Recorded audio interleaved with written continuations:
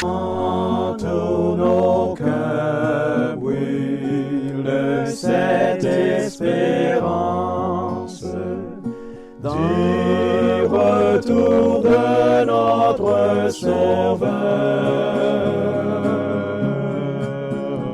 Différents faits divers nous interpellent et nous incitent à la réflexion. Ils annoncent un événement imminent et d'une grande importance. Mais comment l'analyser? En écoutant Jean-Claude qui, à la lumière de la Bible, t'accompagnera et te permettra d'être prête, d'être prêt pour le retour de Jésus. Note que les éditions spéciales sont disponibles sur YouTube. Quelle est la réponse 2? Le 2, c'est le chiffre. Je te salue fraternellement en Jésus-Christ, le Sauveur du monde. C'est Jean-Claude qui partage avec toi cette nouvelle série qui s'intitule « Découvrir la vérité ». C'est avec joie encore que je te retrouve. Tu vois que toutes les fois que je m'adresse à toi dès le départ, je suis dans la joie. Car cette journée nous rapproche du second retour en gloire de notre Sauveur et Seigneur, Jésus de Nazareth. Aujourd'hui, nous verrons la souffrance. Juste avant, prions. Notre Seigneur, notre Dieu, l'une des raisons pour lesquelles j'aspire à voir Jésus revenir, c'est à cause de toutes ces souffrances qui existent dans ce monde. Car à l'origine, tu n'avais pas prévu ce type de vie pour nous. Alors nous te demandons au nom de Jésus de revenir nous chercher. En attendant, que le Saint-Esprit nous conduise en toute la vérité. Au nom de Jésus et pour ta gloire éternelle. Amen. La souffrance.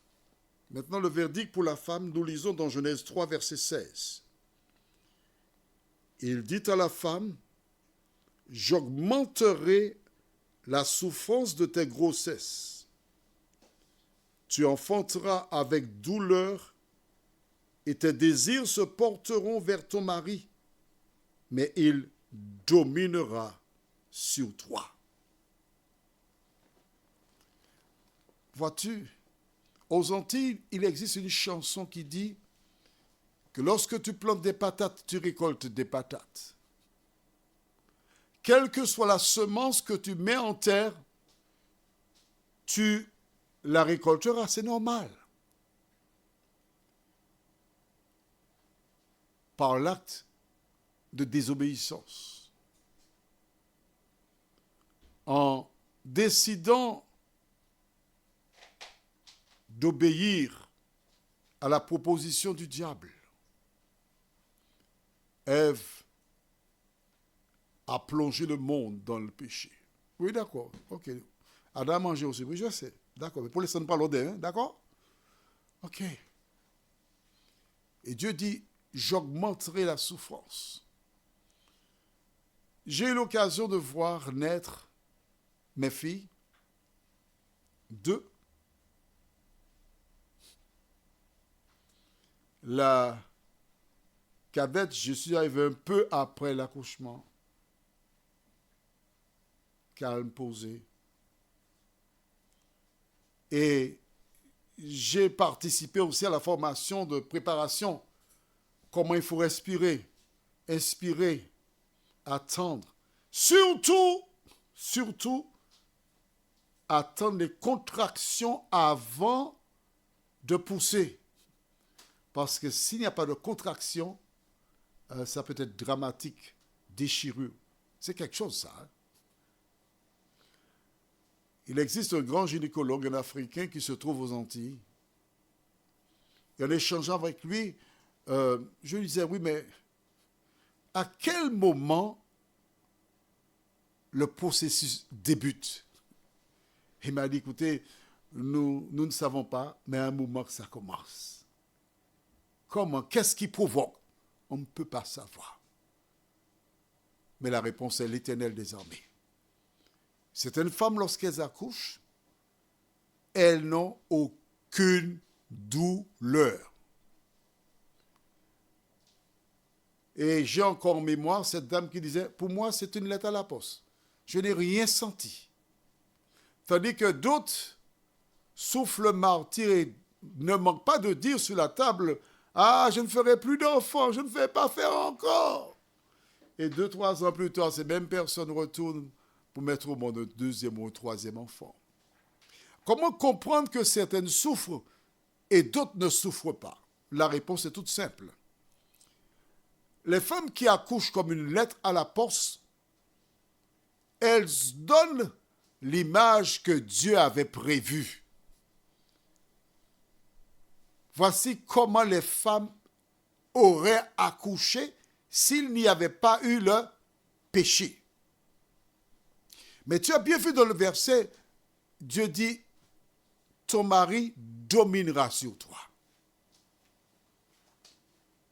En clair, même avant qu'il ne dise ton mari dominera sur toi, note aussi avec moi. Que dit-il? C'est important. Tes désirs se porteront vers ton mari, mais il dominera sur toi. Vois-tu, il y aura une guerre. La guerre.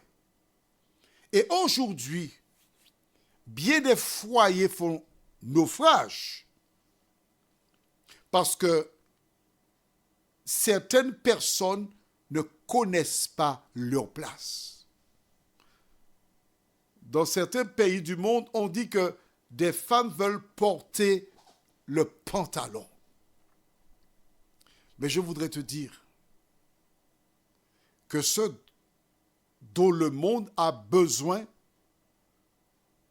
ce sont des femmes qui ont le Saint-Esprit. J'ai souvent entendu que l'homme est le chef du foyer. Et quand je dis cela à certains moments, je regarde des femmes, maman, elles ne sont pas d'accord. Je n'ai pas de chef, mon chef c'est Jésus. D'accord. C'est juste, c'est vrai. Mais je voudrais te dire que même si des gens prennent plaisir à dire que la femme a un chef, c'est l'homme. Mais moi, je te dis qu'une femme est le poteau mitant de foyer. Un homme apporte de l'argent, ou du moins apportait, parce que maintenant, il y a des femmes qui apportent plus que le mari. Mais en ce temps-là, quand elles ne travaillaient pas, avec peu d'argent, ces femmes étaient couturières. Elles faisaient des vêtements. Elles faisaient des rideaux. Elles faisaient des nappes. Elles brodaient, apprenaient à leurs enfants à broder, à faire des sacs à pain, etc. Elles cuisinaient. Et elles pouvaient même économiser. Le livre de Proverbes, chapitre 31, donne une partie de la description de la femme vertueuse. Ce dont le monde a besoin aujourd'hui, ce sont des femmes vertueuses. Alors, je vais te relater une expérience d'une dame que je considère comme une amie. Elle est bien plus âgée que moi. Elle a facilement 15 ans de plus que moi. Elle habite dans une partie de la Martinique très éloignée. Et un matin, elle s'est réveillée à 4h30. Elle s'est baignée, elle s'est préparée, habillée. Et 5h, elle s'apprête à prendre le taxi pour l'emmener à la capitale, Fort-de-France. Son mari l'a laissé se baigner, habiller. Et quand elle vient pour partir, elle dit « Bon, je m'en vais ». Il lui dit en créole « Où vas-tu » ? « Retourne mettre les vêtements pour travailler dans la maison. » Cette femme est retournée dans la chambre, elle a enlevé ses vêtements. Elle a enfilé ceux de tous les jours. Il a commencé à faire le ménage. Son époux repasse près d'elle. Elle fait son ménage en chantant.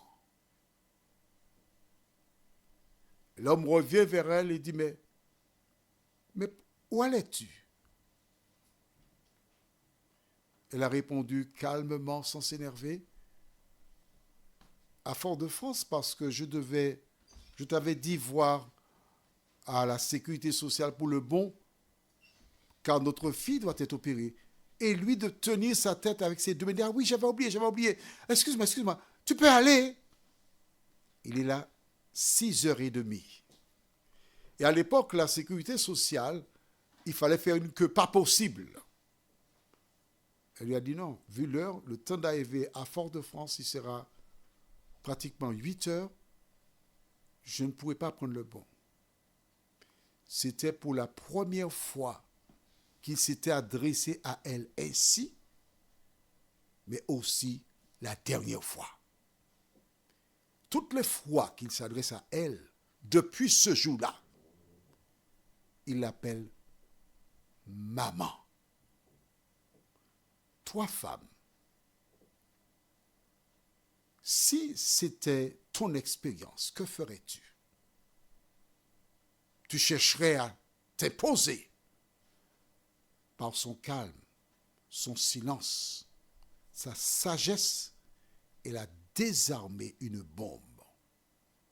Dieu cherche de telles femmes aujourd'hui. Voudrais-tu en faire partie? Prions.